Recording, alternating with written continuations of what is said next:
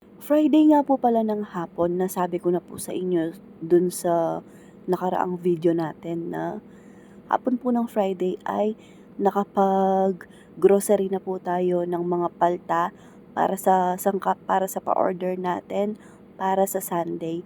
Hindi po ako papalengke ng Sabado kasi po ay Lord's Day po natin. Bale, nasa church po tayo. Nilalaan po talaga natin yung Saturday kay Lord.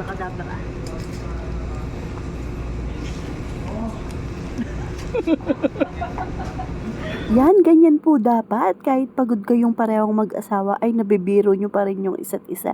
Ganyan po yung lambingan namin at kulitan namin ni asawa. Fast forward po, bale Sunday na 6 a.m. na po pala to. At ayan po, una ko pong ginawa ay nagpakulo po ako ng tubig para sa ating shell.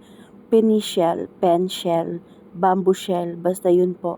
Para sa gagamitin natin shell para sa ating Bake Mac. At habang pinapakuluan ko po yung ating tubig, ayan, naggagadgad na po ako ng cheese. Isang malaking bloke po ng cheese yung gagamitin natin para sa ating Bake Mac. Kung mapapansin nyo po ay umiindak-indak tayo. Ganyan po talaga ako pag nagluluto po tayo dito sa kusina.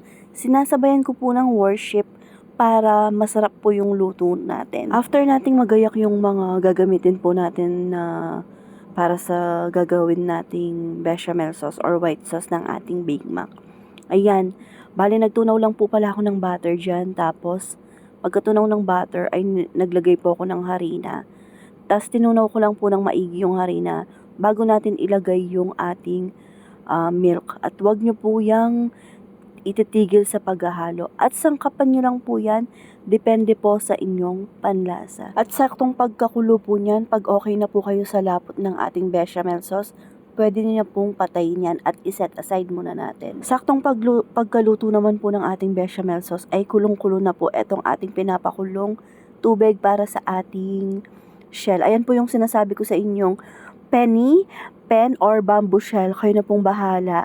At ayan, bali 2 kilo po pala yung iniluto natin kasi dinagdagan natin yung order natin or niluto natin na Bake Mac.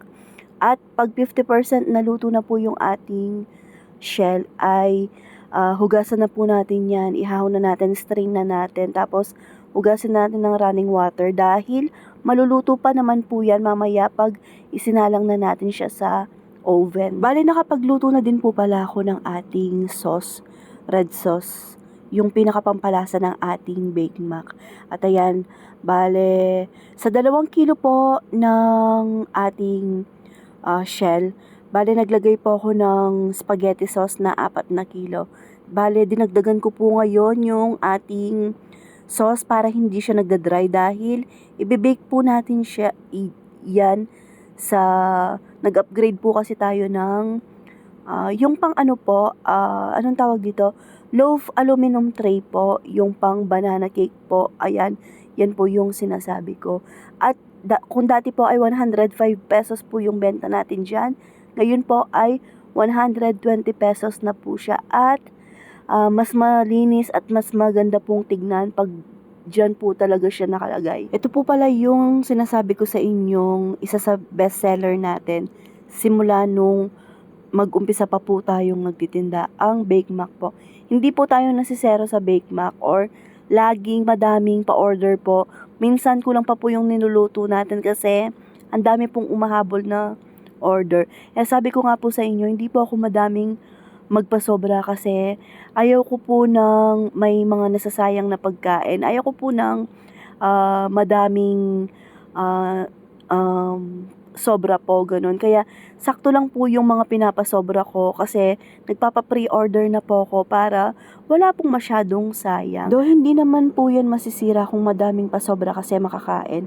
Ang kaso nga po, minsan, dahil lagi po nating niluluto or ulit-ulit po yung niluluto natin, ay nanawa po yung mga bata at saka si asawa. At ayan po, habang nakasalang sa oven yung mga Bake Mac natin, ay nailuto ko na din po pala etong ating roast beef. Bale, 2 bestseller po ang nataon na pa-order natin today. At order po yan ni Ate Michelle Thank you, Ate Shell. God bless you more.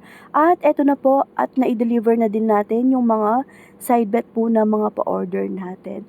At maraming salamat po sa mga umorder.